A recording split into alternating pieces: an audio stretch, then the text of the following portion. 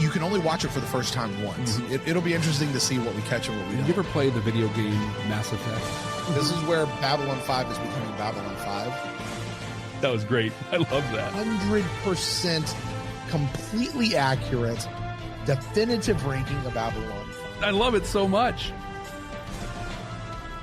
We're officially into it, Jeff. The year is 2025. The name of the podcast, Babylon 5, for the second time. Welcome to Babylon 5 for the second time. My name is Brent Allen. And I'm Jeff Akin. Brent and I used to be Star Trek podcasters, but then we watched Babylon 5 for the first time, and everything changed. Now we're watching this incredible series for the second time, paying attention to all the things that we didn't know about the first time around. And listen, I know you guys are worried. Don't worry. Jeff and I are still doing the thing where we search for those sci-fi messages in the series. We're trying to find the ones maybe we missed the first time around. We're asking questions like, what is this episode trying to tell us? And we're doing that. What's our litmus test, Jeff? A hope for a better future, a mirror to society, how to be better human beings to one another. And we know this show is chock full of all of those kind of messages. That being said, the reason we know that is because we've already watched this for the first time. This is our second watch, which means everything from this point forward to all of our listeners out there is full of spoilers, can and will be. Jeff and I could talk about anything from any episode at any point in the entire canon of Babylon 5, franchise, extra biblical materials, canonical materials, I think is the proper phrase. We can talk about anything. So if you've never seen this episode or this show before, stop right now. Like, I wouldn't necessarily usually tell people to stop listening to us, but I'm gonna tell you, stop right now, go back and catch our first watch and do that one with us, and then catch up with us here when you come back for your second watch, because you're gonna want to do this one again. Absolutely. Hey, Brent. Hey, Jeff. We have some stuff that I want to share. What kind of stuff? So, this is a place where I really enjoy sharing the incredible reviews that come through on the various podcasting apps that people catch us on. But do you know where the real show is for this Babylon 5 for the second time? Well, we've always said it's on YouTube. It's on YouTube. Yeah. So I got a couple comments. I pulled off some recent videos we put out that I wanted to bring here to you. Hello, YouTube. Let's do it. So this one's from the By Any Means Necessary episode, or BAM, as we have come to lovingly call it. I don't think I've ever heard you say that before, but okay. You came up with it. Absolutely, I did, and I'm a genius. You are, right? It's BAMN, By Any Means Necessary. Bam it! Stuart Wald, 2395, said... What's up, Stu? Your impression of Zento is actually sounding a bit more like Jerry Seinfeld. What's the deal? What's the deal with that, huh? I read that and I'm like, yeah, that's so great. Signs and Portents Unformed 8 had a couple great observations in their comment, but I want to share the one. So Morden is walking down the hangar bay. And in there, and it's cool on YouTube, right? You can timestamp where you're talking about, and so this was at a certain point in the video. And he writes down, "Though I walk through the hangar of the shadow of death, I will fear no evil, for shadows are my friends." I thought that was creative. Very creative, but I don't want to be your friend if shadows are your friends. Right? Well, that's Steve Orlons were the good guys, but I think that's the thing with Morden. I don't think you want to be his friend. Mm-hmm. Right? Well, I'm curious. You do. I'm curious what people are going to comment on this episode, Brent. We're watching Eyes this week. I will often, in loving jest, do some sort of an incredibly awful personation of somebody acting in a moment. And usually it's their bad acting, because I am also a bad actor. Game recognizes game, really is what it is. Some people have said that it just comes off as petty and mean. And I just want to say, it's not petty and mean. It's me just having a good time. That's really all it is. And I mean it in all love. That said, I'm probably going to do the same thing in this episode today. In fact, I can guarantee you I will, because this episode, Jeff, contains something that I, to this day, still continue to quote and do a very poor impersonation of. And I hope you laugh, guys. It's meant to be enjoyable and to laugh. Oh, this episode. It is hilarious. Do you remember what you thought of this episode the first time? I do. Everything I remember in this episode can be summed up in one word, and that word is pain. This is the episode. This is the episode. Pain! Because that's what happens. I remember this being, Jeff, the very stereotypical first season 90s sci-fi type of an episode. It's a bad episode. It's not great. It's probably not as bad as we're going to make it out to be, but it's still not great, you know? Especially not when you compare it to what we know is going to come later on, which is a far cry from this type of an episode. This episode is just full of all sorts of things. There are some pieces of it that are redeeming, which make it worth watching. But overall, yeah, my memory of this episode is not a great one. Mine's about the same. Uh-huh. I just remember Ari Ben-Zane. Ari Ben-Zane! I just need to always talk like this, and I'm not sure which accent I'm doing, but I'm doing it very intensely. Uh-huh. That's the episode. That's the whole thing. I will say, I think this is the first episode on our second watch I am truly not looking forward to watching. Really? Yeah. But we'll see if it's different the second time around. You might be impressed. Exactly. You're gonna be like, hey, there have been a handful of episodes that we've gone, that was actually way better than I thought it would be. It's a possibility. Jeff, Brent, would you care to take a walk down memory lane with this one? I do enjoy this part of our show. Let's do it. Well, I did go back and listen to our original episode, and I would like to quote you. In fact, we're going to reverse the roles because you did this and I followed up immediately, and I'm going to now do it back to you, and you're going to immediately follow up with me. This is how you recapped this whole episode. Okay. I thought this episode was benzane in the membrane. Benzane in the brain. There it is right there. That was you. You did that. Yeah, that is a Jeff thing to do. Like, what, to take a song and turn it into something here? Yes. Yeah. Hey, Suzanne, where are you? Suzanne, supercut of Jeff singing. I think you probably there is one. have one. Mm-hmm. There is one. Please, if this isn't in that, because it's just Jeff just going off the rails on something.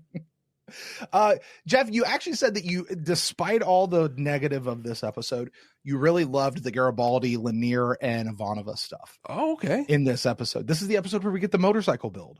I totally forgot about that. Yeah, that's this episode. So, you know, we get Lanier's first woohoo at the end of the episode. I'm assuming that's a woohoo. I don't really know.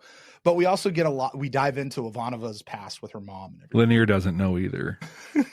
No, he doesn't. He certainly doesn't. Lanier, and that's okay. Is this appropriate to say? I'm not going to say it. Never mind. That's fair. Yeah. Never mind. You loved that many episodes ago, Garibaldi offered to give a drink for Ivanova, and you're like, they pick it up in this episode. And you were like, you love that they brought that back. Also, you had big thoughts on this whole thing about the Psi Corps. Remember, you're given 3 choices: drugs, prison, or join the Psi Corps. And you're like, they're nailing this home. This is going to be a big thing. A big thing. They're going to come back to this thing. It's going to be huge. And I was like, absolutely, it's going to be. You know, we did talk quite a bit about the idea that we've been told that no threads are ever dropped in the series. Which is literally and just quoted. Applying that. Oh, well, that reminded me. Yeah, Paul just said that in the council chambers and I was getting to that because we hammered that point in this episode the first time, like no threads are ever dropped. So we're pulling all of this stuff that we probably would have pulled had it not been for that statement that we heard from multiple people. I said that this episode would have been a lot better if they'd recast Benzane with Carrie Elwes, you know, Dread Pirate Roberts and that fame. As you wish. And yes. I actually really adored the story of the episode. Like the story, just the execution was god awful, but what they were trying to do, the script was actually okay. It was just not done in good hands. We also, and me specifically, and I'm going to own this. Okay. This is the episode where we really started going in hard on Michael O'Hara as an actor. Now we know better than to do that this time around. And it was wrong of us to do it then. It would be wrong of us to do it now. We're not going to go that route. We understand what's going on. So maybe even, you know, Jeff, you and I have had this conversation lately of when does that kind of stuff really start impacting and affecting and taking over? And I think at this point we will have seen what we know now is going on behind the scenes is really coming to the forefront with this episode. This was making that as an assumption. If this was not it was one of the last episodes actually filmed. Was it? On the series. So that would make sense that he was. Okay, well, there you go. There you go. This was also the episode where I made a demand. I wanted the spinoff of the sidekicks, Veer, Lanier, and Natoth. It still needs to happen. Still needs to happen. That's fanfic waiting to happen right there, right? I also said that I really wanted a tatted up leather pants, black bandana biker version of Lanier that just like as a t-shirt, a picture, a poster, something that just says sexual prowess on it, right?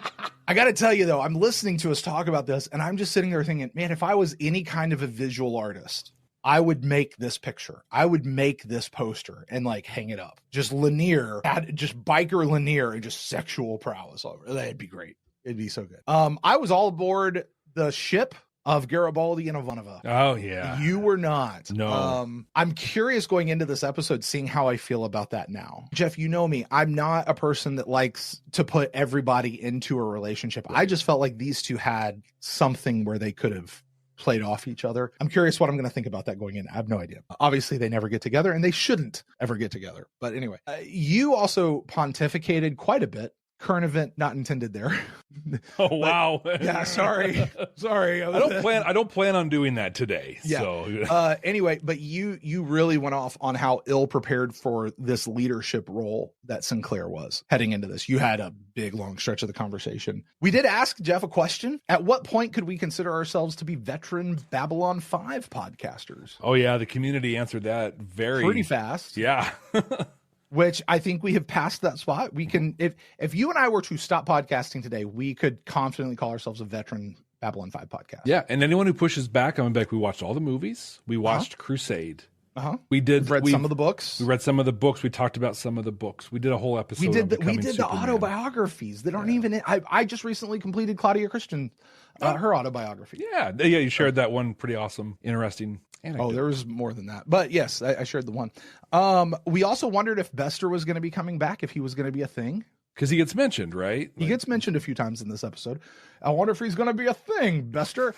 I try to listen to these episodes as what our audience was listening to us the first time hearing us say these things. And I'm just sitting there going, oh, just you wait. Oh, just you wait. Bester's coming back. Oh, yeah. And we also wondered if the Knights, remember Knights 1 and 2, if they were connected to Bester, like his men or somehow done like that. So anyway, that's our first watch of this, kind of a encapsulation of that. Jeff, I listened to the episode. You scoured JMS's words regarding this episode. Did he have anything interesting concerning this episode of Eyes? Yeah, JMS had a little bit to say on this one. Some of it I want to save for during the episode itself. I think it'll fit better. But one thing, and I think we kind of picked up on this, and especially did later on, but he says that about the time we were delivering Eyes, somebody on one of the nets was going on and on about how B5 continuity stinks. I'll bet we never hear about Deathwalker again, or the Strike, or the Vorlons, or Ragesh 3. And seeing what was at that moment on my TV, I wanted to reach through the computer monitor, roll up my forefinger, and plink that person right upside the nose. Unfortunately, he hasn't found a modem or a program yet that supports that feature. But one of the main purposes of this episode was to show that Sinclair gets some comeuppance. As stated, this was a thing I don't think we drew a comparison to at all, but apparently a lot of people did. There were people saying that this was a ripoff of Drumhead, the TNG episode Drumhead. No. Larry DiTillio wrote this episode, and he says that Larry never saw Drumhead. We generally make it a point not to watch what's done on Star Trek to avoid being influenced. Second, the basic ending, which you feel is strictly Star Trek's, can be seen in the Kane Mutiny, A Few Good Men, and all kinds of other stuff. Eyes was a direct consequence of all that preceded it in the first season. It came about because Larry suggested that with all Sinclair has done, sooner or later somebody's going to take notice on Earth, and there would be some kind of an investigation. It makes it sound like this is an episode that was not part of the original plan. Well, that's kind of an interesting thing on the last point I have on the things.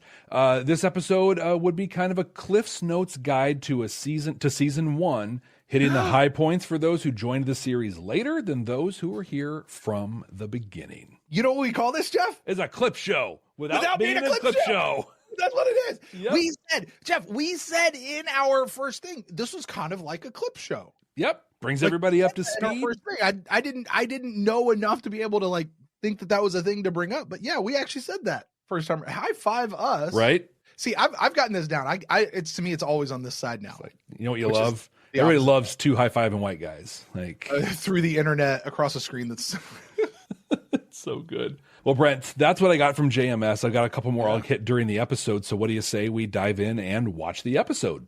let's do it. For those of you joining us for the first time, hello, welcome here. We're excited that you're here. What's going to happen is if you are on YouTube, you're going to watch us watch the episode. It's going to be cut up, reaction style. You'll see all of that. If you want to see the entire unedited version of us watching the episode and reacting to it, you can get that over at patreon.com/Babylon5 first, the number 5, the word first, or click the link down in the notes below. And hey, listen, if you're listening to us on the audio podcasting app out there, you're going to hear that reaction.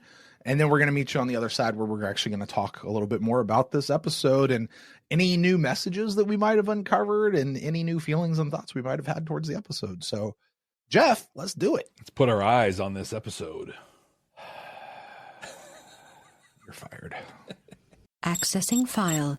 Shal Mayan will shortly be returning here. We know In her. light of the It's a good callback. incident which occurred during her last visit to Babylon 5, Ambassador Delenn would like a full security detail assigned to her. Good idea. Give me her itinerary and I'll arrange it. Thank you. Excuse me. What sort of machine is this? What exactly does it do? What does it This do? is where form over function has to really, A motorcycle. like, You ride it. how do you look at that and not think ride? Right? It has wheels on it and handlebars. And a seat. A vehicle. Like, Oh, it's more than just a vehicle. This baby's a piece of Earth history. History. That is an interest of mine. Well, I've been building History. this little I piece am a of nerd. history for the last 5 years, scrounging parts wherever I could. game recognizes game, Jeff. Got 'em. Totally. Just figure out where they all go. Given some time to study this manual, perhaps I could be of assistance. What do you think? Person there he is. Watch Most of their the own personnel will thing. be no trouble. I have a hard This time one, believing this is just a however, year or so anything before you can't he handle. gets onto Star I Trek don't have because to handle it. he Like a does child. not look like the Spotless, There's same. no need to include her. That's not your decision. It's not just a She will be included. Records don't always tell the whole story. That's one of the reasons you're here, Mr. Gray. Remember? Man, he's got that long hair like slicked Yep. back. As always, Mr. Gray, when the time is right. Mars Command has confirmed that the attack on Station Phobos is tied to a series of this terrorist is big. incidents directed against Earth Force. It beats the kick in the Dude, teeth. don't interrupt a fat man while he's in the movie. Stop it. Do I know you? Aaron Franks, Quartermaster Corporation. That's not his name. I love Supply that. station, and I'm trying to find out everything I can. Well, I'm trying to eat my lunch. Quietly. Sorry to bother you. Not as sorry as you will be if you don't get up and move. It's not anybody in particular he's talking to back What do you think there. that green drink is he's drinking? Station House, this is Lou Welch. Pass me through to Mr. Mountain Dew? Garibaldi. And the No. last gasoline That's not Mountain Dew. motorcycle was That looks like built in melted green Jell-O. 2035. Motorcycle was often seen as a symbol of independence of spirit, freedom, sexual prowess, There it is. and rebellion. Sexual prowess and rebellion. I'm telling it's a t-shirt, man. Totally. Like, of Or it's a all those poster. things. Oh, can you imagine making up a poster, mocking it up, printing it up, and sending it to To Bill Mummy. Bill Mummy? Yeah. Yes. Like he would probably receive that and be like, "Oh my god, this is great." You know, it is interesting. Nia points out, we were talking over it, but they talked about in 2035 was the end of the thing. Like literally within days of us watching this the first time, the Biden administration, I think it was an executive order. They had said that, yeah, the federal government will no longer buy gasoline powered vehicles by the year 2035. You brought that up the first time around too. Oh, did I really? Yep. Okay. Yeah. We, did. yeah. We had a whole conversation about it. Yep. You sure did. QM Corporation is an independent military supplier. They could be looking for a contract. Well, they could have the perfect cover for arms smugglers. Right. LaGrange 2 is a stone's throw from Mars colony. Have a talk with Mr. That's Franks. a big arm Walk throwing a softly. stone to The Mars. last thing we need is a corporate lawsuit. I like though how like it's not just military stuff. They bring in the whole, these corporations play a big deal. Yes?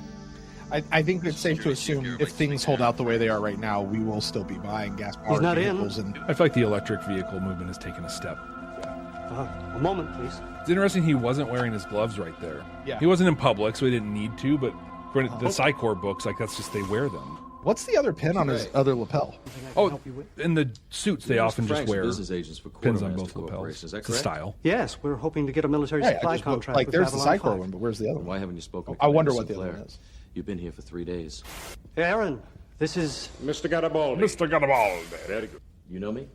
Intimate. Wow, that's very Fix you a drink. I don't drink.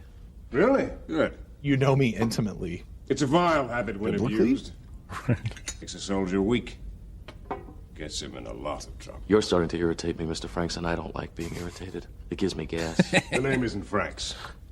It's Colonel Ari Benzane. Oh my God. Earth Force Internal It's Affairs. Canada. Your eyes? I'm Jeff, I'm gonna let you do all the making fun of in this episode. Maybe you He's get a some of the military flack. specialist from Of course you won't, Golden We're here to make Child. a special investigation of Babylon 5 commands. Babylon 5, come on. I'm sorry, but between his delivery and then that music going out, that is the cheese factor Recent events Gruyere. on Mars Like that colony is and all the elsewhere way. have shown the need for increased scrutiny of all off-world installations. And what part does Psycor play in this routine? And it's helpful to Regulations realize prohibit this the was use like of the last telepaths and episode that command they level made this investigation. season. There are new regulations, So Lieutenant Commander Ivanova. it's going to be more pronounced And right under now them, than it all will be later. staff must submit to telepathic scan as part of an official investigation. Command staff as well. The hell I will. What's so fascinating about that is if we bounce up into Crusade, when the dissolution of Psycor into just the newly skinned Psycor, because if you've read the Psycor trilogy, you know that even the telepaths felt the same way. It wasn't a victory for them to have that. But this was the thing they did. They found any opportunity, both within Psycor and within Earth Force, to just find reasons to force people to be scanned. Part of what has to happen, and they worked really hard to make it so. This is a good example of that. Maybe running the rest of the world, but I refuse to. I'm assigning him to my staff for the duration of this investigation. What? I like his style. He brings up a good point that if they're doing a special investigation of all the Babylon 5 command staff, that should include Garibaldi, and therefore he should be prohibited from assisting Benzane. Except Benzane knows him intimately. Intimately. Yeah. Capital I intimately, I guess. That's Garibaldi's response is, well, that's concerning. Yeah. What's interesting here, and this is our first, so we got some, dive into Psycor and the Mind War, Ironheart and Bester and all that kind of stuff. This is where we're getting it from a different perspective. Though this is Earth Force talking about it and working to bring more stuff in. But note Ivanova's response. Not knowing what we know now, she doesn't want to scan because she's a latent telepath and she doesn't want anybody to know because then she's going to get the three choices, right? Prison, the sleepers, or Psycor. But at the time, I don't remember what I was thinking. Maybe it was just that she was so offended. She just didn't want to be, I think a lot of this was we were very aware that there's some guff between what we would now call normals and the psychics, the Psycor folk, that this is just a riff on that. We did have that one. I mean, we talked about her mom once, 16 episodes ago. Yeah. I don't know that we've talked about her really since. Not much.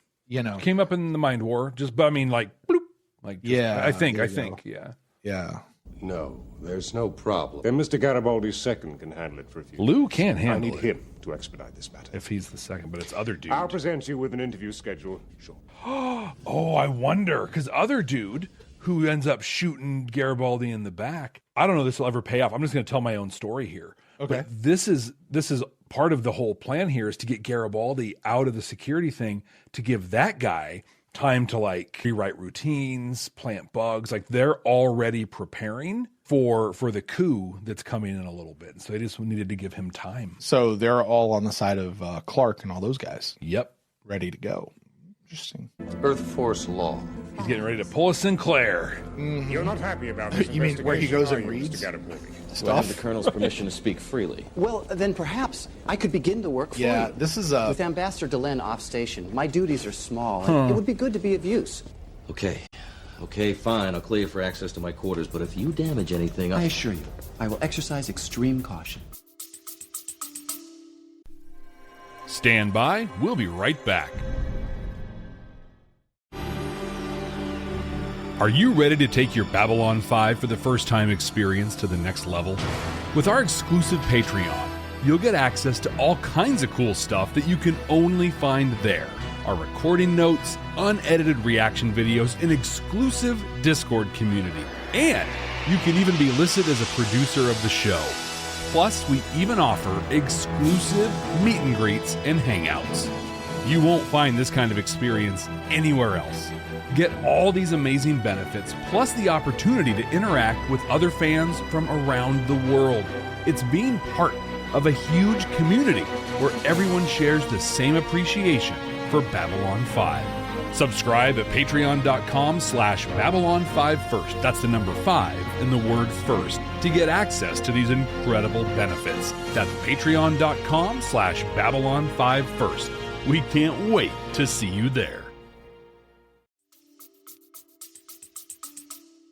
It's like jumping into another man's half-finished Lego and finishing it out. Be like, hey, I finished it for you. Like, well, but I wanted to put the Lego together. Right? Knowing what we know of Lanier, though, and the patterns that he follows, this is such a beginning for him. Hey, here's a problem. I'm not only going to interject myself into it, I'm going to do it my way and differently. And sure, it might turn out okay or better. Or, like I'm thinking about in season 5 when he's training to be a ranger and he goes off on his own and does things. And sure, it turns out great, but also you weren't supposed to do that thing. You put yourself and others in danger for it. So it's just, I don't know, it's kind of cool that already we're seeing that pattern in him, but in a fun, innocent way.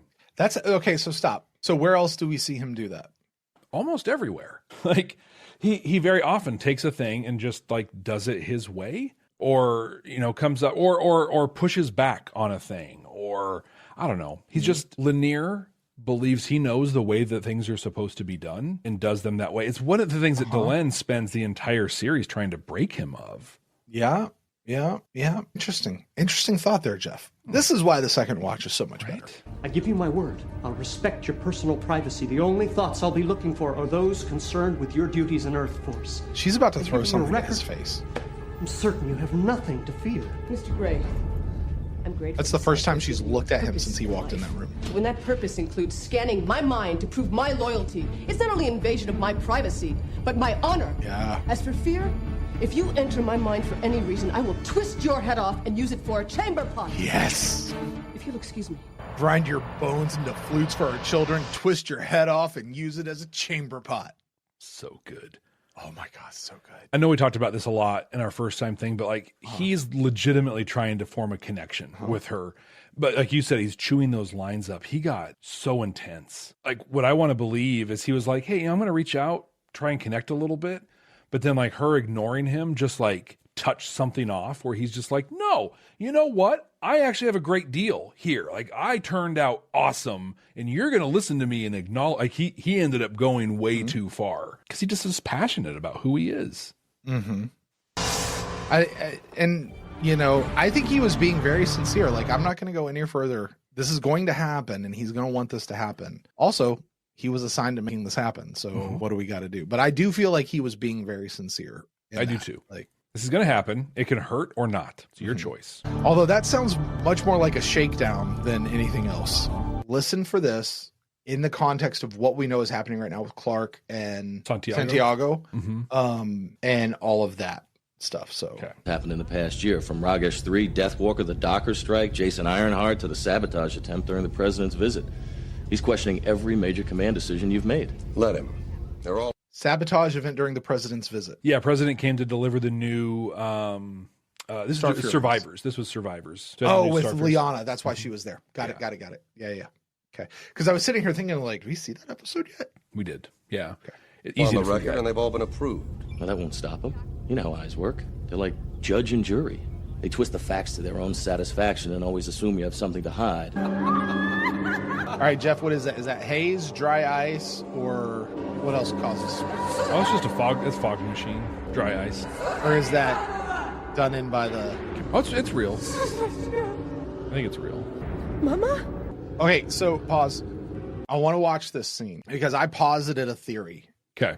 When we did JMS's autobiography, that some of what Susan Ivanova is going through with her own mom is actually what he went through with his own mom to an amplified extent. And I want to see if I just trying to remember what he said about her, particularly with his dad and kind of how he treated her and where she got to. I'm trying to remember those details, and I'm not doing a very good job of it right now, I'll fully admit. But I want to see it in light of what we're seeing right here. Okay. Don't interfere, soldier. The colonel insists. Only one way out. She'll be fine. Now, do you hear the birds? Saw that coming. Yep. Only one way out. So what we don't know, and this is from JMS Speaks, one of the guys behind the masks is Garibaldi's second. It's the actor who plays the guy who ends up shooting him in the back. JMS said that there's a reason why Macaulay was used as tragedy in a dream that was mainly centered around Psychor. It's not really something anyone needs to see or even catch, but after revelations, it'll be clearer. So that's when Garibaldi comes out of his coma. I think it's the second episode of season 2. But basically, it was trying to show, the way I kind of read that, it was, I mean, so subtle, no one could have possibly seen this, but he was seeding. They already know this is who it's going to be and stuff like that. Yeah. And I think I appreciate that. And I think now looking at it through what I was saying earlier, I think it shows how Zane and everyone are involved in the Clark conspiracy. Like, because he's in this little vision and everything. I appreciate something like this so much more than I do. Hey, we're going to make Dr. Bashir an augment. Out of nowhere. Just out of nowhere. And it's, or General Hammond actually knew about these guys from 1969, and he's just been biting his tongue and pretending not to this whole time. Yeah, when you retcon something like that, I don't. When you know this and you're able to seed it, man, it makes this so much better. Yeah, it's so subtle, right? Like, I cannot allow that, and this is the only way to avoid it without putting you in a bad position. Forget it. Because she also is a latent telepath, and she knows I'm within my rights. I won't have the Psychor probing me like some sort of a lab specimen. And I won't have you ruin your career or leave Babylon 5. You're too important. Besides, I found a way to avoid the scans within the regulations. I think Sinclair missed his calling, man. He should have just been a lawyer. Totally. May I borrow your PPG to shoot myself squarely in the head? That won't be necessary.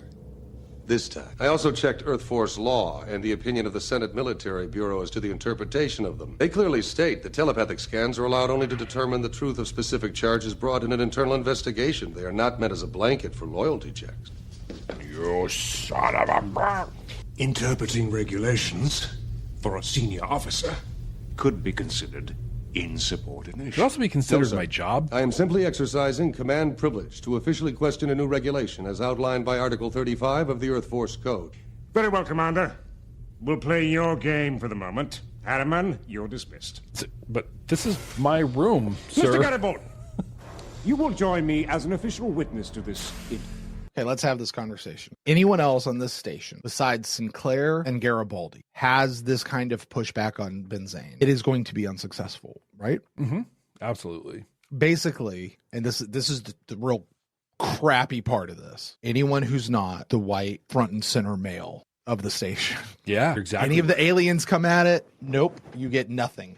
Ivanova comes at it, he's gonna press and press and press until she's gone. You know, it like wild, man. It is, right? It's wild. I mean, Ivanova could walk in with the exact same information, right? You know, order 35, blah blah blah blah blah. Yeah, he is going to grind her and be successful. Yeah, Sinclair walks in, nope. And he tries to push back on Sinclair, and eventually it goes to, all right, we'll play it your way, Sinclair. Although I think that a key difference there is Ivanova wouldn't take it. Like, she would not allow herself to be ground down, but she would resign. Like, she would step. That's what I mean. Yeah. Like, that's her recourse here. Yeah. Now, I say that. Let's also say Sinclair is also the commander of the station. Yeah. He does have a bit more clout than anyone else out there as well. But that's where I point to Garibaldi. Garibaldi also made the same stance. So there's the only two guys, man. Right. There's some nuance to it, though. Like, if you're the commander of the station, even though a higher ranking officer comes on, you're actually the senior officer because of your post, right? So, like, unless there's orders, or whatever that come along. Garibaldi, we learn, is a chief warrant officer. That means he was enlisted and worked his way up and became a CWO. That's a big deal. Warrant officers get a tremendous amount of respect. And so I think that they both, in addition to bringing what they bring to the game, also have a level of positional authority that even Colonel Benzane can't usurp. As an internal investigator, he's got some leeway, but ultimately, in Babylon 5, Sinclair outranks him. But that being said, I also say there is a very interesting demographical point here that is also being shown. Well, a good question, though, Texas Anla'Shok brings up in the Council of Chambers chat. How would Lockley How would this go for Lockley? I tend to think that she could Sinclair her way through this. I think she would, because I think that's how they would have written her when she was a commander here. But I also think in many ways Sheridan would have like come to back her up. There, you know what I mean? Like it's still going to have that kind of feel. The other thing about that too, Sheridan and Sinclair are both the respective leads of the show at the time, and that's what you do as a lead of a show. Right. Often. Yeah. You know, if Tracy Scoggins is the lead of her own little spinoff show, then yeah, sure. But she's also probably going to face a female interrogator, not necessarily a male interrogator, is generally how they're going to write something like that. JMS would intentionally write it differently, though, and that's part of why I love JMS. Totally. So, also, as Ben points out, Sheridan would have nuked him. It's not getting old, Ben. It's not getting old. It's still funny every single time. As for Psychor, I doubt you really know any about surrounded by aliens, dude. Especially Ms. Winters. You're scanning me. I'm sorry. The thought of Ms. Winters was very loud in your mind when I mentioned Psychor. I couldn't help but pick it up. Please, forgive me. Hey! Yep. I am surprised you were old. That was a seed. Was it, though? Yes. I don't think so. Why put it in otherwise? Okay, actually, no, I can say this. From Claudia Christian's autobiography. Oh, okay. Okay, note from Claudia Christian's autobiography. One of the things she talks... Okay, when does Ivanova's ex-boyfriend come on the station? That was the Home Guard episode, War Prayer. Was it? And she had, like, her stoner guy or whatever. That's Talia's ex, Stoner. That's Talia's ex? And that's in the second season. Okay. So Claudia Christian had a thing where she told JMS at some point, she doesn't, like, Ivanova is not going to have some old love coming on the station all the time. And she's not going to be a person who's like sleeping around with all these different alien folks or whatever. But she's like, if you're going to put her in a relationship, I would much rather you put me in a relationship with an alien or with a girl. She said that to JMS, and JMS took that and wrote that in for her and Talia. That's great. That was like, she's like, I inadvertently turned Ivanova into a bisexual or lesbian. Yeah.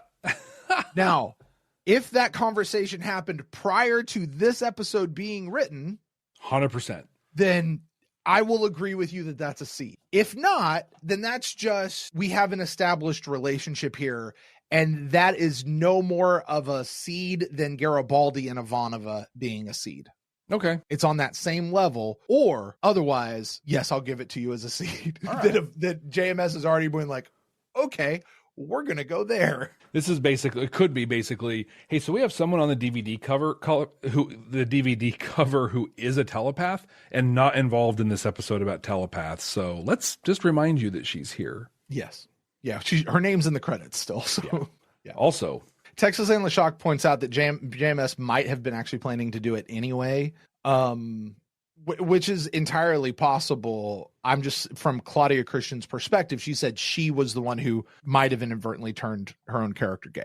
So, that's great. There may have been other viewpoints to that whole thing, but from hers, that's where that comes from. Of course, she must have been. And Katerina says it really could just be because Talia is the telepath that she interacts with the most. So you are never to discuss my mother, ever. Tell him. Is that clear?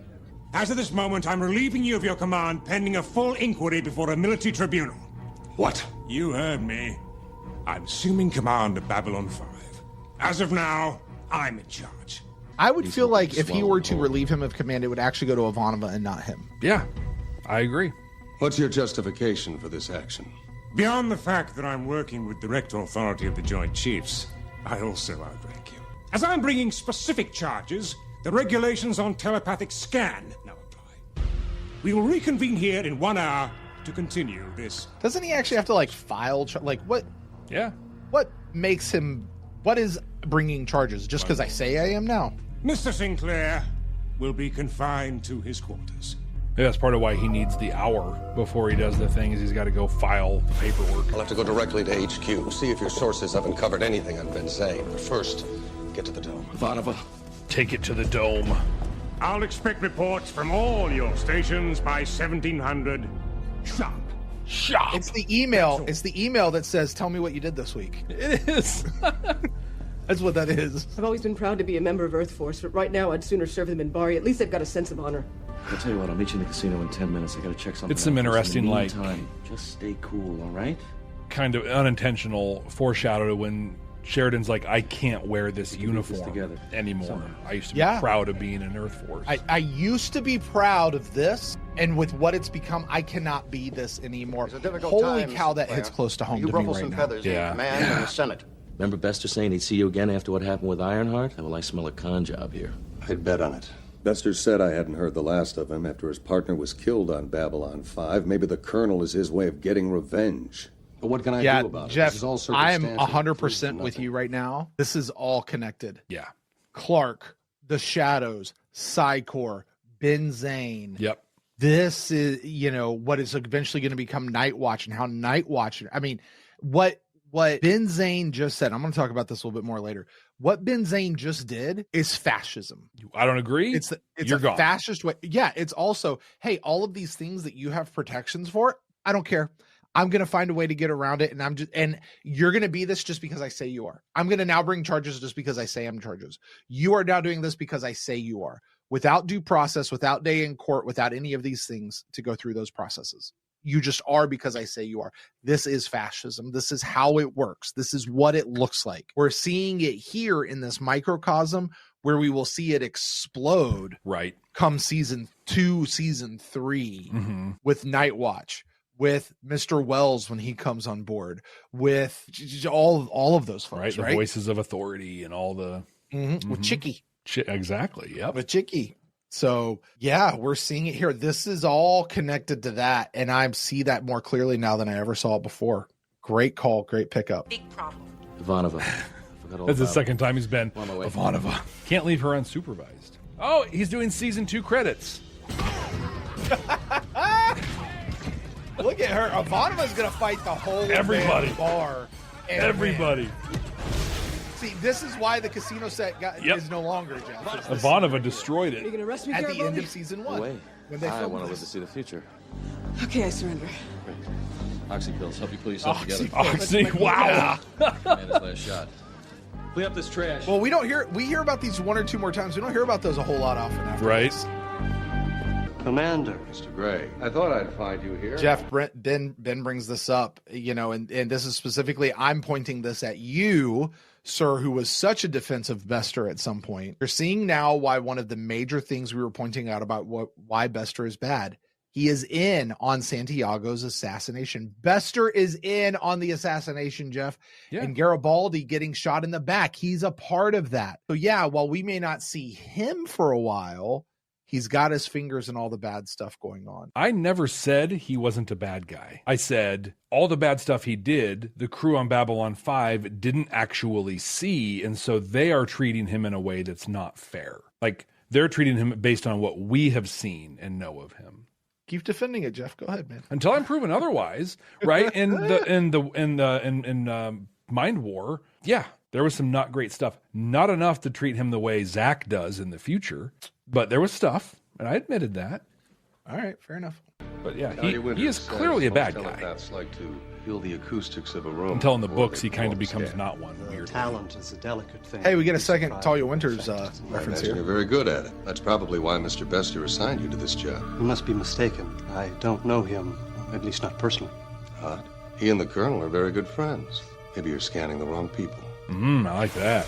And Harriman heard him. He's like, Harriman, take your place. Sinclair, take your place. He just plants a little seed of doubt. uh-huh. That's Inception level stuff right there, Jeff. Right. It really is.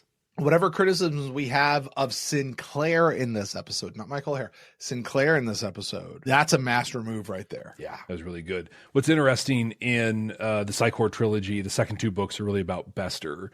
Yeah. And he's held in very high regard within Psycor. People also know he's a piece of work, right? So like it's a thing where like Gray at this point in his career, Gray would be like, yeah, that's a guy. Like he's a big shot guy. He's one of the best Psychops that are out there. We're trained on his stuff in the academy and whatever. Also, he's kind of not such a great guy. You know who that actually sounds like you're talking about to me? Hulk Hogan. Like, right. That's the way people talk about Hulk Hogan in the wrestling world. Like, dude, he's kind of a big deal. also kind of a piece of shit. Yeah, don't ever anything with that guy. Like I have all the respect for everything he does. We're also not hanging out. So I think is an exact phrase by a wrestler today. Send in Lieutenant Commander. Should recorders also not be on benzene?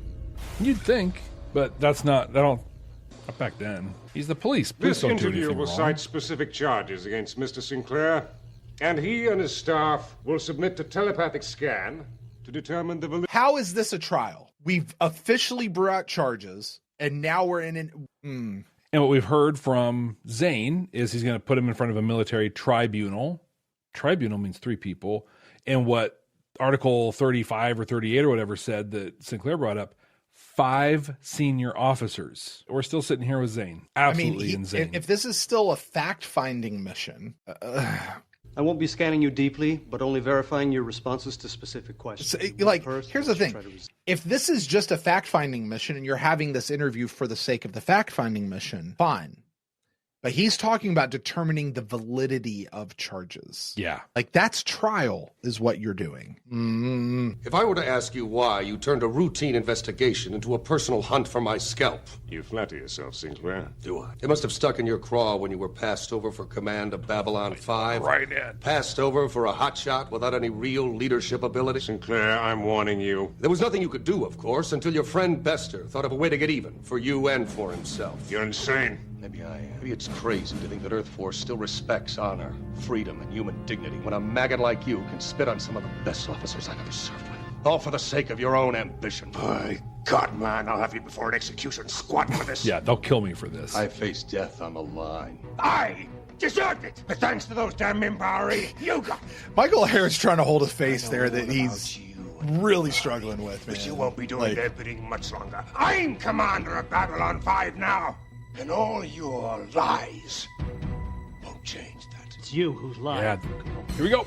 Now, okay, for the people who said that this is a ripoff of Drumhead, that 1,000% sounded like what Lady, the judge, like the way she sounded at the end of that episode. How dare you? My daddy, this and that and the other. And like as people just one by one walked out of the room, leaving her there to continue to just spout this off. That's exactly what that sounded like there. Yeah. It had that vibe. It had that feel. But just like he said in here, so did the Kane Mutiny, A Few Good Men. Like, there's so many other things that had exactly wasn't the Drumhead? I mean, isn't that known to be as a story? I mean, Star Trek often did their take on XYZ story.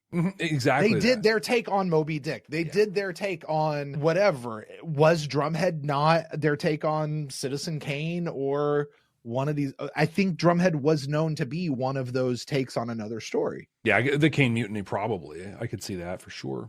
But I want to point out right here, this scene frozen. From the moment, this whole episode, really, almost the entire story of this episode has been told on Harriman Gray's face. Okay, talk about that. We saw him get fired up when he was talking to Ivanova, like just get really passionate and fired up. We saw the moment that, Sinclair was like, are you scanning the right people? He's like, I want, maybe. And then they had a scene of him while Zane was going off and he's like, he has this thing down. He's just like, this just isn't right. Like his journey as being the military specialist or whatever coming with Zane to what he's about to do. Jeffrey Combs is portrayed brilliantly with just his face. So while you were talking, I did just look it up to see, at least according to Memory Alpha. Good Lord, I'm bringing all this into a Babylon 5 show. Yeah, there you go. Drumhead was written. Hold on, where was it? Jerry Taylor wrote the script based on a story idea from Ronald D. Moore, who had proposed it, showing the witch hunt along the lines of the U.S. Senator Joseph McCarthy's communist hearings, the Salem witch trials, and stuff like that, showing that kind of stuff can still happen no matter how far you are. Now, the McCarthy trials are not that far removed from our own history right now. No. 75 years ago? Right. Ish. Yeah. 75 years ago. Salem witch trials are a little further removed, but it happened then. It can still happen now. And in the future. And now. Yeah. In my mind, you little Oh! No, wait for it. Here it comes. Yep. Here it comes. It's over. It's over for you, Sinclair. You and these misfits you call soldiers. Hey, I got one of All those up before PPGs. tribunal. Go ahead. Thank you to Wash. He can't get hold of us. Famous last words from a trio of mutineers. Colonel Payne. So JMS, You heard it. You heard it. He went. He did it. JMS had some words on this. Okay. So Gray reached into Benzane's head and, for lack of a better term, pushed his pain button the same way you can stimulate someone's memory or physical sensations with an electrode or chemicals. It was only a second, and he would have shrugged it off quickly had Sinclair not been there to follow up. It's just but I love that he said it. But you know what he didn't do, though? It's kind of disappointing. Pain! He just said pain. Pain! Here we go. Colonel Pain! Yeah. That was the moment I was all in on Babylon 5. Concluded? I'm sorry. I don't believe that punch cold knocked him out. He might have hit his head on the way down and that did it, but that punch was not what knocked him out. Painted it and everything. Behold. Behold. The ninja. ZX. The ninja. See, just behold. That's... What have you done? You are not pleased? I said you could work on it a little, not finish it. I do not understand. I wanted to build it myself. It was kind of a purpose in my life. Now... Yep. Benzane in the membrane. Benzane in the pain! Well done, Ben. Love it. I love it. Oh, it's done. I have made a grievous error. Please forgive me. He asked for forgiveness. That's how you do it. You did a beautiful job. See, look what happened. Okay, Great, isn't it? time for a Brent rant. I feel like this should get some. You're entering the court of Brent Allen. He did it perfectly. You were Right. please. I didn't do this. Please forgive me. And what happened? Garibaldi was immediately disarmed, and they got to a place where they could be friends again. There is power in the words, is what I've been telling you guys for how many years now. They seeded the very long night of Londo Mollari right here in Eyes. Listen, I'm telling you, listen, you may not be ready to ask those words. You may not be ready to hear those words. There is power in the words. It is not a manipulation technique. And if you're using it as manipulation, then you're wrong for doing that. And you should apologize and ask for forgiveness for that, because that's not what it's meant to do. I believe Lanier was very true when he just said, oh no, I just screwed up. I didn't even realize that. Please forgive me. Immediately got them right back to where they needed to be. Yeah. Power in the words, man. Power in the words. Give me a hand with this, huh? I wonder if Lanier's going to wear a helmet. Would he need Never one? thought I'd be grateful to a member of Psy-Corps. Mr. Bester is not the type to come too far out of the shadows. And there are bound to be some questions raised over this. Mm-hmm. Wow, those... Oh, that's what they were looking for. It's good to have things back to normal. There is no woohoo. Please say woohoo. There it is! Yes, it is! Yes, it is! Yes! Yes! Yes! That recolors him looking at Sinclair or Sheridan and going, woohoo.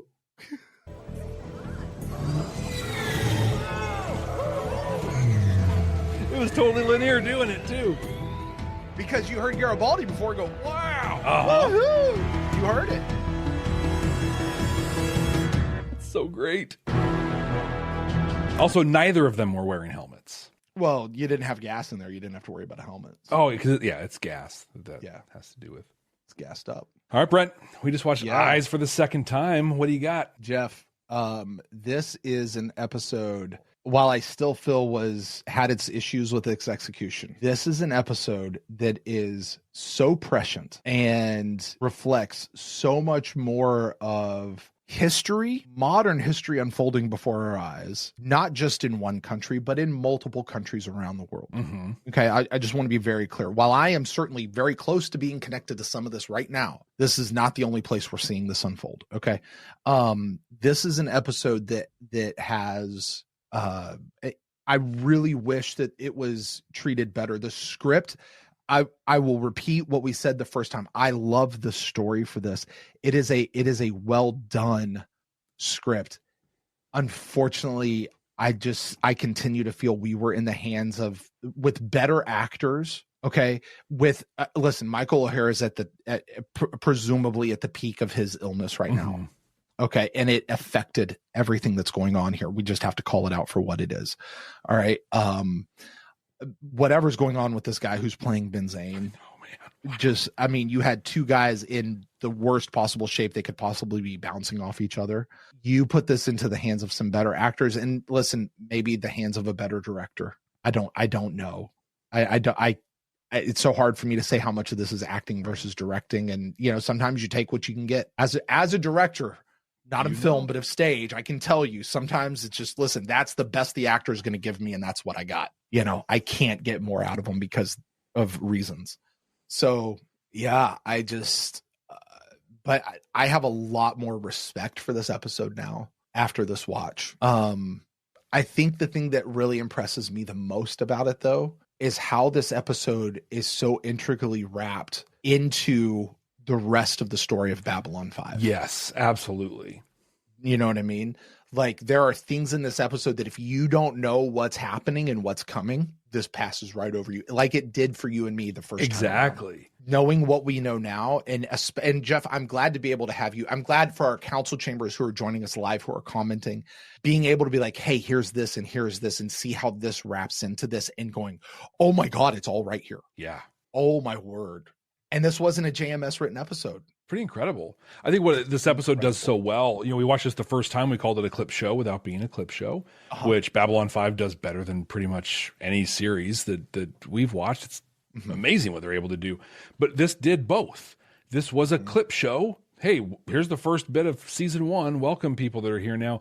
And it is foreshadowing of what's to come. Like, it brilliantly bridged both things, but you only know that on a second time viewing. Wholeheartedly agree. Question from our council chamber. Well, I'm going to rephrase this into a question from our council chambers. Council chambers members, subscribers to our Patreon, get to join us for our recordings. Trey says, I'm going to rephrase it into a question. Do you feel that the acting here was worse, or Byron's evil followers in season 5? Which was more cringe? The overacting and cringe. I think the worst acting was here. Byron was more cringe. Very much so. Still more cringe. Yeah. But I think the overacting, the bad acting was here for sure. Yeah. In my opinion. I agree. There's still a piece of me, Jeff, this could just be Brent hoping that everything that we saw with Byron was done so intentionally that it was supposed to be like that. It was supposed to make you feel like that. And because of that, that means that the way they filmed it, the way they shot it, the way he acted it, that's how it was supposed to be, because that's how it was supposed to make you feel. In which case, it's brilliant. I love your optimism. It's so cute. And if that's right, then that's amazing. But if not, then not so much.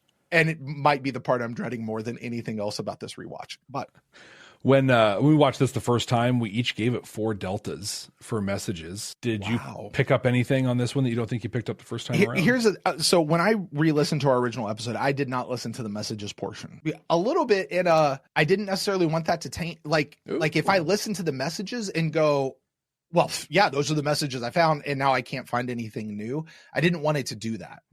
You know, like I found that happening to me the last couple of times I've listened to it, so I intentionally stopped it, which is also why I missed the part that comes after that from earlier. For those of you that were around for that part, that's why that happened. But here's the thing. The biggest line that rings over everything else. We have mirrors held up to society, right? Yeah. But here's the line that does it over the entire thing. Earth Alliance may have its problems, but they can't be solved by trampling on human dignity. Yep. Same thing I wrote down. Okay. Let me tell you what this does not say. United States of America may have its problems, but they can't be solved by trampling on, here's what it doesn't say, citizens' dignity. Okay. No, human dignity. There is a raging debate right now, and it's probably even within our fandom, and we're going to hear comments on it, and I welcome every single one of them. And you want to send an email and have this conversation? Let's have a conversation. Not just yelling and trying to get your point across and bash people over the head. No, let's have this actual conversation. You and I have microphones right now, Jeff, so this will be a one-sided on this part of it. That's the way it's going to feel, but that's the nature of it. Here's the deal. There are things that are happening right now And the debate is raging among social media online about whether or not people who are or are not citizens deserve certain rights that are afforded by our Constitution here in this country. A Constitution, by the way, which I will point out, has been a lighthouse and something that has been mimicked as republic democracies have spread across the globe over the last 250 years. And I also should say it's not just because it started with our original Constitution, because we picked up a lot of our stuff from our Native American friends. Yeah. Okay. That they actually had this stuff going on long before we got here, you know, and by we, I mean the European. Right. Folk, yeah. You know, but we took that and made that a part of our thing. And that has now been disseminated throughout a lot of the world, not all, but a lot of the world. Certain rights like due process, the ability to have your day in court, ability to have free speech and free thought and not have your loyalty tested, right? All of these things. Well, but you don't deserve that if you're a criminal. You don't deserve that if you're not a citizen. You don't deserve that. Human dignity is a thing, and that crosses citizenry boundaries. I think that's the magic of sci-fi, right? We can say human dignity on Babylon 5, while in the back of our mind having Londo, Jakar, Delenn, Lanier on there, where it's like, yeah, humans this. And also we're working with an Earth that is united-ish under an Earth alliance, right? Not every part of Earth is part of the Earth alliance. There are consortiums in other countries that aren't.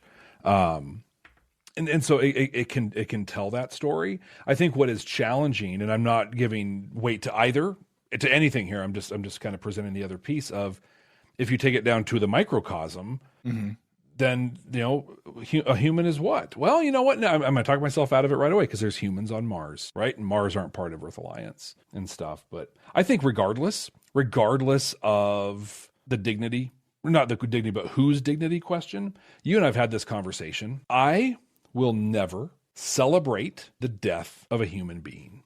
I will never celebrate the degradation of any human being, because you are a human and you draw breath. You were created through whatever belief system you have. You are biologically created, and you are a human that exists.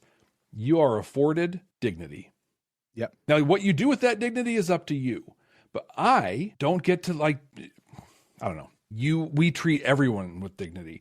I'll tell you what happened. I'm not a cool dude. I'm out doing bad things, taking stuff away from people, hurting people. Like, that's what I'm doing. If you call me a jerk and stand up to me and yell and throw stuff at me all the time, you know what I'm going to do? More bad stuff. You treat me with some dignity, have a conversation with me, whatever. If I'm open to it, right? Like, it's a two-way thing.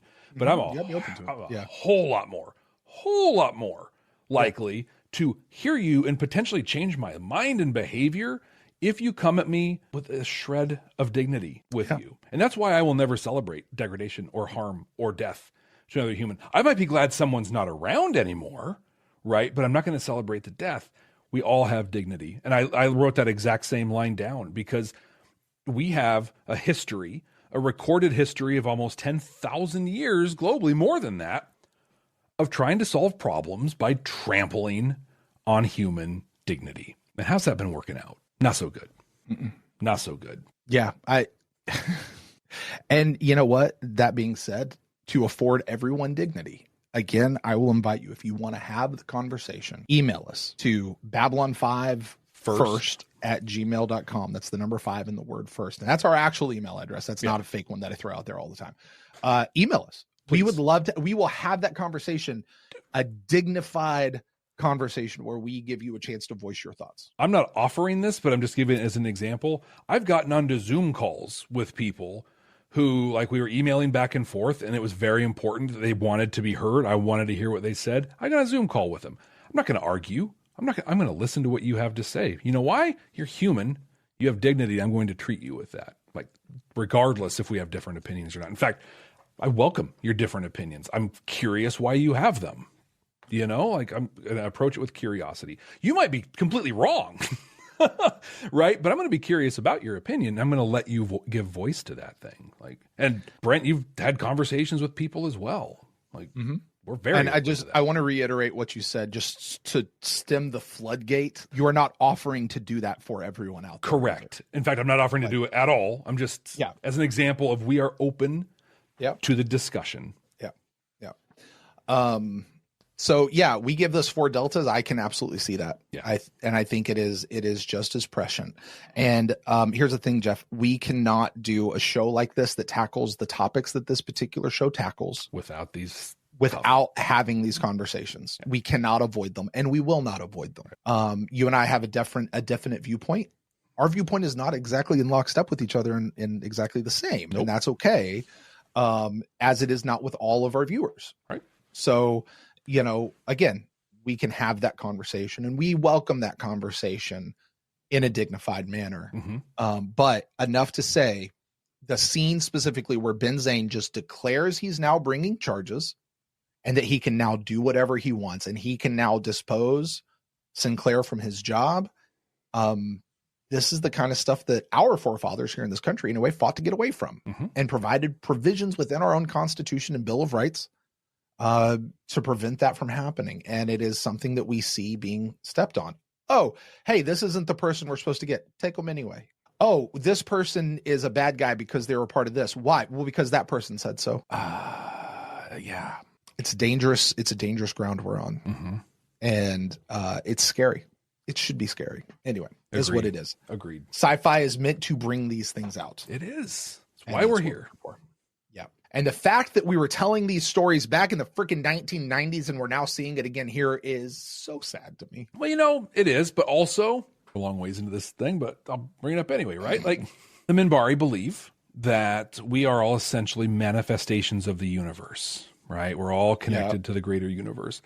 I believe that history tends to repeat itself, partly because we're collectively stupid, but also because the universe is trying to figure stuff out. And it did a thing, and then it manifested other people, and it's trying that thing again. And maybe it'll be different this time, or whatever.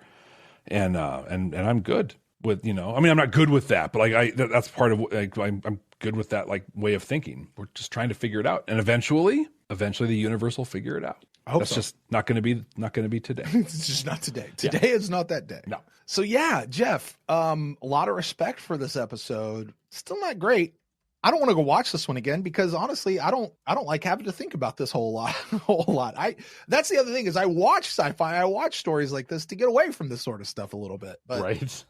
Sometimes it throws us back up in our face and we have to grapple with it. So here we are. Jeff, did you have any other things to bring up? Nope. That was well, it with for me. that, then you know what that means. I do know what it means. It is time to bring out our 100% completely accurate definitive ranking of Babylon 5 Season 1. Jeff, our current top 5. Signs importance at number 1, 2 is Deathwalker, 3 The War Prayer, 4 Sky Full of Stars, and 5 is Believers. Jeff, you get to place this one this week, my friend. Where are you placing Eyes? So I try to avoid recency bias. I know exactly where I'm putting it Gotcha. already. We've had a long time to consider since the episode ended. I just want to share that in our definitive season 1 ranking that we completed at the end of our first time, number 23 was Soul Hunter, 22 was Infection, and 21 was Eyes. That's where we had it. Soul Hunter and Infection are already well above those spots for us. Same thing's going to happen for this episode, Brent. You nailed it. It was the execution of this that didn't work. We just watched a Stargate episode where we got done with it, and I was like, I don't know, man. It just didn't really hit for me.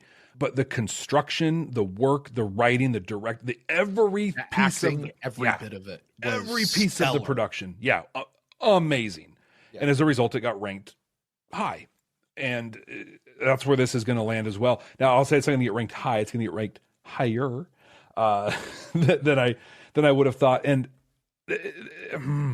there might be some controversy around it because we've looked at some of these episodes differently in watching them. But Brent, I'm almost a little nervous to say it. This is going to be the new number 11, right below Midnight on the Firing Line and right above Mind War.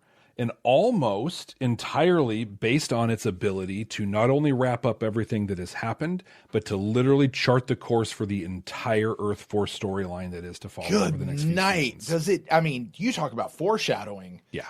And just here it is. Like, geez, like, holy cow, man. Yeah. Unbelievably. And just brilliant. Absolutely brilliant. Very good. Well, Jeff, that's going to do it for Eyes. We can move on. Thank God.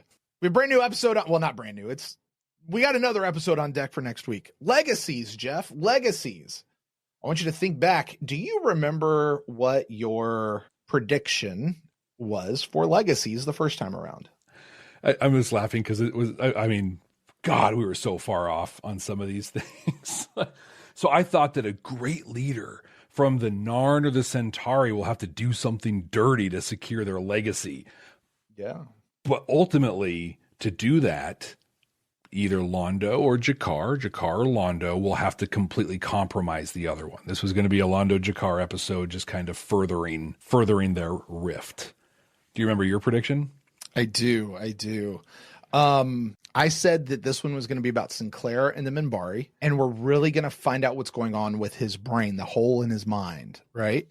And we were going to find out that really Sinclair was really important to I'm sorry, Jeff. I have pulled the clip. Okay. I want you to listen. I'm not going to say it.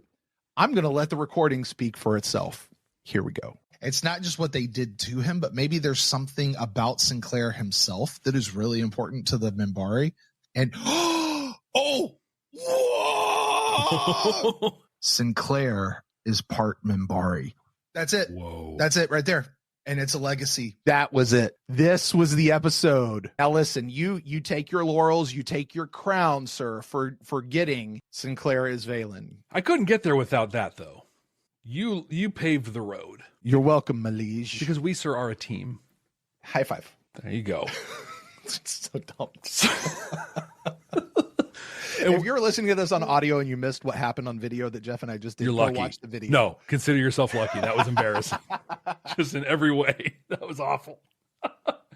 But man, next week, we're going to experience this almost exactly what you just said. We're going to meet Naroon. Like there's going to be this is the Naroon episode. It is. Oh, okay, cool. Commander Sinclair, you speak like a Minbari. Why? Because you are a Minbari. Right. Yes. You literally wrote the book on how Minbari treat each other. I was going to say, you literally brought Minbari culture to the Minbari. Yes. Makes you wonder, like when we watch War Without End, those like 2 or 3 Minbari that like popped up and saw him with the Vorlons like flanking him on either side.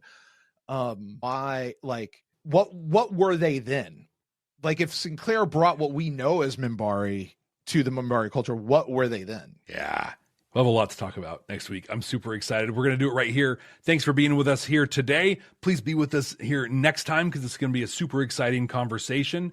If you haven't already, please subscribe, like all the things that you do. 5 stars, say some stuff. We'd love to share those things here on the show. It's awesome.